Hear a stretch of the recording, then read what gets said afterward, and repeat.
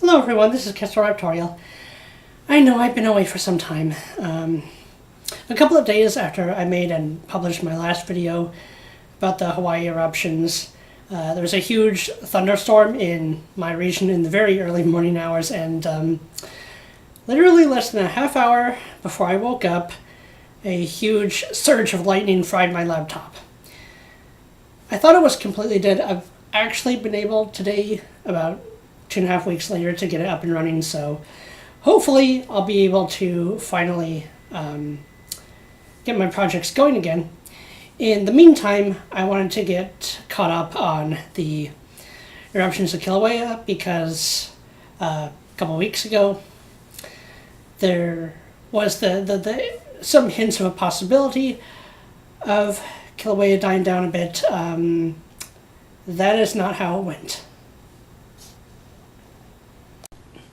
Here is a map of the lava fields from just a few days ago, May 30th, and the little numbers are volcanic fissures that have opened up. They now number in the 20s. The one that's being particularly troublesome right now is number 8, and you can see it on the southeast end of that green patterned area. That's where the Leilani estates are. And fissure 8 is just southeast of fissure 24. Here is the map from just yesterday, June 4th. The bright red areas are where the lava flows are, the bold red is where they are expanding to, and the violet are notable past lava flows before this eruption event took place. Now, because the lava is not just flowing on the surface from the volcano peak, down from the Halemaumau crater, down from the summit, but as the lava lake of the Halemaumau crater drained the lava. It's called magma when it's underground, lava when it's surfaced, but since this is doing both at the same time, I'm not going to be so picky about what we call it each and every time. It's flowing underground throughout the southeastern flank of Hawaii, then erupting out through fissures. There's a lot of magma still underground, and it does present the potential still to destabilize the entire section of that island. Okay, reading from the Kilauea volcano eruption update from Volcano Discovery. Let's see, the update posted on today, Tuesday, June 5th at 11 a.m. Earthquake activity at the summit was low after Sunday's small explosion, but has slowly increased since that time. Inward slumping of the rim and walls of the Halemaumau, that would be the crater, continues in response to persistent subsidence. Now, subsidence, a term in geology, means motion over surface. Okay, so it's uplift or it's uplift or shrinking. It's the motion of the volcano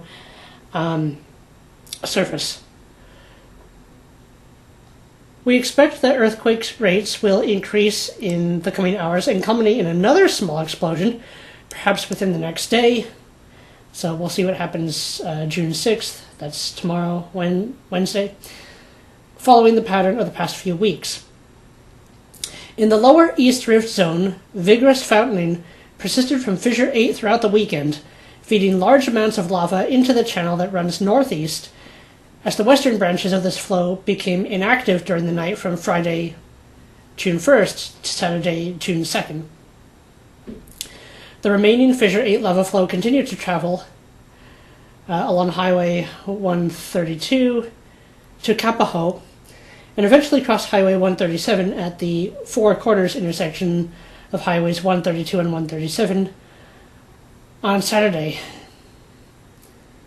It thereby effectively cut off the land south of this active flow from the Pohoiko to Vacation Land Hawaii, where any people that got stuck are evacuated by boat and helicopter. Now, the volcanic ash and gases are making evacuation, particularly by air travel, that would be plane and helicopter, extremely hazardous, but at this point there's little choice left. The same lava flow subsequently wrapped around Kapoho cinder cone and entered it through the gap on its east side, filling up the crater and creating a large steam plume as it evaporated all the water of Green Lake. As lava continues to pour into the Kapoho cinder cone in Green Forest, it creates a stunning lava fall, which is exactly what it sounds like, a waterfall of lava.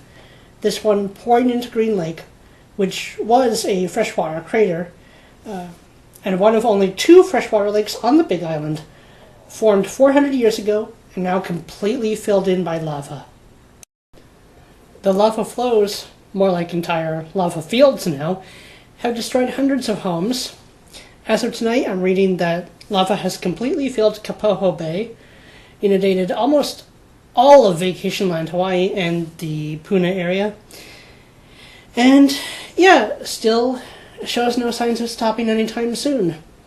A few very brief periods, maybe a couple days, of somewhat lesser activity, but thousands of people are needing evacuation and shelter now. This goes back to what I mentioned in previous videos about America, any country, really needing to put its own people first for the times when crises arise.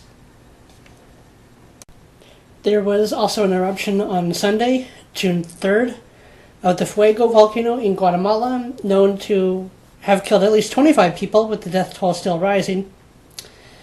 Now, interesting thing about the eruption of Kilauea versus that of Fuego is the difference between a red eruption and a gray eruption. A red eruption, one that spews magma or lava once it surfaces, is dangerous and impossible to stop, but slow. You can outrun it on foot, though if toxic gases are erupting as well, those can outpace you and still kill you. And also, if you find yourself surrounded by it, well, there's not much you can do then. With a gray eruption, there's no outrunning it at all. These are explosive eruptions, volcanic ash and pyroclastic flow, which is what we saw in the Fuego eruptions. 2 have occurred so far this year. It also erupted back in February. I do have to retire for tonight. I will be back now that I actually got my computer working again. I will be following these topics again and continuing to work on launching my realistic ecology project, and I promise I will let everyone know when that is up and running. Till then.